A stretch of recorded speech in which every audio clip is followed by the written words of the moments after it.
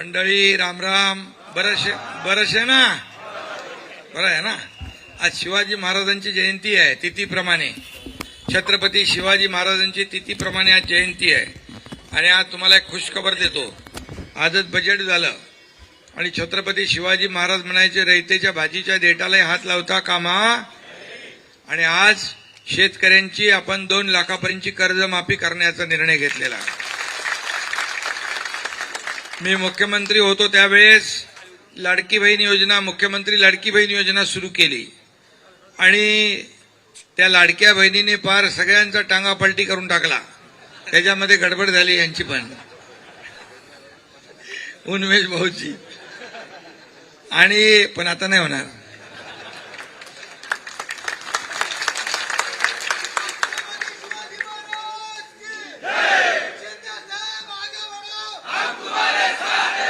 आणि तर ते त्यावेळेस लोकसभेनंतरची परिस्थिती आपण बघितली होती. पण विधानसभेला अगदी चमत्कार केला आणि लाडक्या बहिणींनी महायुतीचं सरकार आणलं. अनेक लोक विरोधातही गेले, पण लाडकी बहीण योजना आपण सुरू ठेवली. आणि किती कुणी काही बोललं, आणि आज बजेटमध्ये देखील लाडकी बहीण योजनेसाठी पैसे ठेवले आपण. मी नेहमी काय सांगतो, कुणी काही केलं, कुणी माईकाला आला तरी लाडकी बहीण योजना कधीही बंद होणार नाही. आणि मी नेहमी सांगायचो, मला विचारायचे पत्रकार, शेतकऱ्यांची कर्जमाफी कधी करणार? कर्जमाफी करणार. मुख्यमंत्री असताना आम्ही घोषणा केली होती शेतकऱ्यांची कर्जमाफी करण्याचा. आणि कधी करणार मी म्हणायचो योग्य वेळी करणार. आणि आज बजेटमध्ये महायुती सरकारने आम्ही निवडणुकीच्या वेळेस जे आश्वासन दिलं कर्जमाफीचं ते पूर्ण करून दाखवलं. आणि म्हणून आम्ही करतो ते, जे बोलतो ते करतो आणि वचनाला जागतो, अशी शिवसेना आहे. आणि म्हणूनच मी आपल्याला मनापासून या ठिकाणी शुभेच्छा देत असताना आपले खासदार उन्मेष पाटील यांचा आज एवढ्या मोठ्या प्रमाणावर प्रवेश आहे. आणि म्हणून त्यांनी अनेक उपक्रम केले. शासन आपल्या दारीचा तुम्ही विषय काढला. इथं शासकीय योजनांची जत्रा काय असते ते उन्मेष पाटील यांनी तिकडे जळगावमध्ये दाखवली. खरं म्हणजे योजना अगोदर पण होत्या, लाभही होते, लाभार्थी पण होते.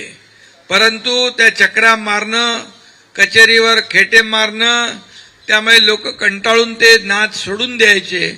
म्हणून आम्ही शासन आपल्या दारी हा कार्यक्रम सुरू केला. बाळासाहेब म्हणायचे, कार्यकर्ता आपल्या घरात नाही लोकांच्या दारात शोभून दिसतो. आणि त्याप्रमाणे आम्ही शासन सरकार लोकांच्या दारी घेऊन गेलो. आणि मी पाहिलं की उन्मेषने त्यावेळेस चांगला कार्यक्रम आयोजित केला होता.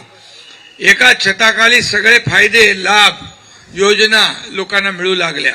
जवळपास त्या योजनेमधून उन्मेष भाऊ 5 कोटी लोकांना फायदा झाला महाराष्ट्रामध्ये, 5 कोटी लोकांना. आणि म्हणून अशा प्रकारच्या योजना आपण राबवल्या. महायुतीचं सरकार आलं आणि म्हणून आज देखील अनेक योजना आपण जाहीरही केल्या. लाडकी बहीण योजना सुरू राहणार, कर्जमाफी आपली शेतकऱ्यांची होणार.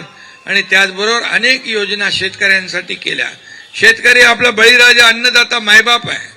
आणि म्हणूनच शेतकऱ्यांसाठी सोलर पंप असतील, दिवसा वीज असेल. आता अपारंपरिक आपण विजेकडे जातोय, सोलरवर आपण पंप चालू करतोय. आणि म्हणून 6 लाख शेतकऱ्यांना जवळपास आपण ही योजना दिली. महाराष्ट्रामध्ये रात्रीची वीज शेतकऱ्यांना नको आहे, दिवसा पाहिजे, ती देण्याचं काम आपलं सरकार करणार आहे. आणि म्हणून ही सगळ्या योजना, नारपारचं जे पाणी आहे ते गिरणीमध्ये येणार ना. आज नारपारला आज आपण मंजुरी दिली, 7,000 कोटीची मंजुरी दिली. दादा भुसे आपले मंत्री, त्यांनी सातत्याने त्याचा पाठपुरावा केला. गुलाबरावांनी त्याचा पाठपुरावा केला. आणि त्यामुळे आज नारपारची 7,000 कोटीची योजना मंजूर केली. आणि त्याचा फायदा तुम्हाला होणार आहे. आणि म्हणून अशा अनेक प्रकारचे योजना जे केलेल्या आहेत.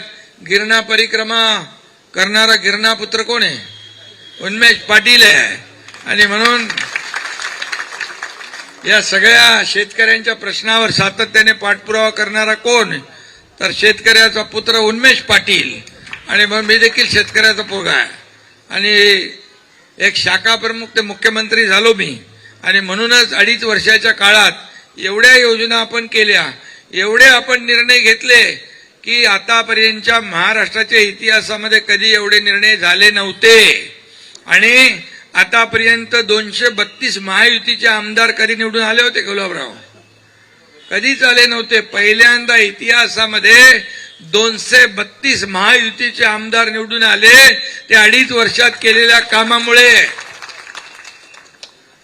आणि म्हणून आता आणखी 40गाव तालुक्यामध्ये सगळ्यात जास्ती गाय गोटे मिळवून देणारे उन्मेष पाटील, असं त्यांचं काम आहे. शासन आपल्या दारीचं सांगितलं. भारतातले टॉप 10 पैकी खासदार कोण आहे? उन्मेष दादा. आणि म्हणून आता उन्मेष दादा वापस खासदार झाला पाहिजे ना.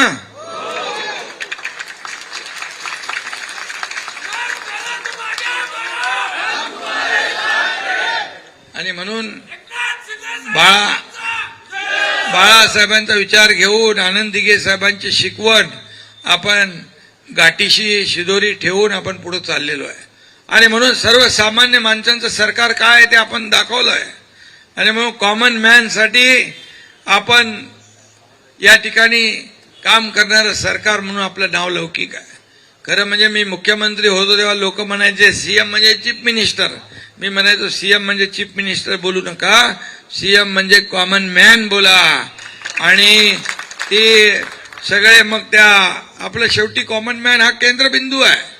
काल देखील आपण बघितलं राज्यसभेचा उमेदवार कोण दिला, कोणाच्या ध्यानीमानी होतं काय? एक लाडकी बहीण अगदी गरीब घरातली, ती सोलापूरची एक गरीब लाडक्या बहिणीला राज्यसभेची उमेदवारी शिवसेनेने दिली.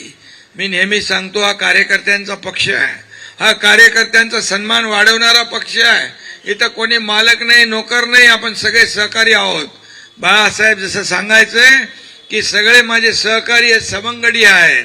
काही लोक तर आता काय म्हणतात ते जाऊ दे, मला काय त्यात टीका करायची नाही. परंतु आज सर्वसामान्यांचा पक्ष म्हणून लोक आपल्याकडे विश्वासाने येत आहेत. आणि म्हणूनच हा जो काही प्रवेशाचा प्रवाह आहे हा सातत्याने अखंडितपणे सुरू आहे. दररोज प्रवेश होत आहेत, दररोज विविध पक्षातले लोक येत आहेत. दिलेला शब्द पाळणारा पक्ष, गोरगरिबांचा पक्ष, सर्वसामान्यांच्या पाठीशी उभा राहणारा पक्ष, अन्यायाविरुद्ध लढणारा पक्ष, भगव्याचे विचार घेऊन पुढे जाणारा पक्ष. आणि म्हणूनच आपल्या या ठिकाणी लोकांचं प्रेम, आशीर्वाद, मला आनंद आहे की ज्या ज्या ठिकाणी मी कार्यक्रमाला जातो तर तिकडे लाडक्या बहिणी, लाडके भाऊ, ज्येष्ठ, लहान मुलं एवढे लोक आशीर्वाद देत असतात, प्रेमाने वाट पाहत असतात. हीच माझी कमाई आहे. बाकी प्रॉपर्टी वगैरे हे काय मला त्याच्यामध्ये मोह नाही आहे. प्रॉपर्टी किती कमवली, मालमत्ता किती कमवले, पैसे किती कमवले, यापेक्षा माणसं किती कमवली आणि माणसाचं प्रेम किती कमवलं हे मला महत्वाचं आहे. आणि म्हणूनच कार्यकर्ता म्हणून या ठिकाणी काम करण्याची संधी मला मिळाली आहे. आणि म्हणून कार्यकर्त्यांसाठी, या महाराष्ट्रातल्या जनतेसाठी आपल्याला काम करायचं आहे. आणि म्हणून उन्मेष पाटील, तुम्ही आज शिवसेनेमध्ये दाखल झालेला आहात. कुटुंब आहे आपल्या शिवसेना म्हणजे. त्यामुळे तुम्ही जो विश्वास दाखवला आहे त्या विश्वासाला कदापि तडा जाऊ देणार नाही, हा विश्वास या ठिकाणी आपल्याला देतो. आणि लाडका भाऊ योजना एक बंद पडलेली आहे ती युवा प्रशिक्षण ना, तर त्याचं देखील आता थोडा इकडे मी बोलतो, आता याच्यात बोलता येत नाही मला, समजलं की नाही. पण ते लाडका भाऊ पण योजना सुरू होईल, काळजी करू नका, कारण आपल्याला ते करायचंच आहे. शेवटी लोकांच्या हाताला काम मिळालं पाहिजे.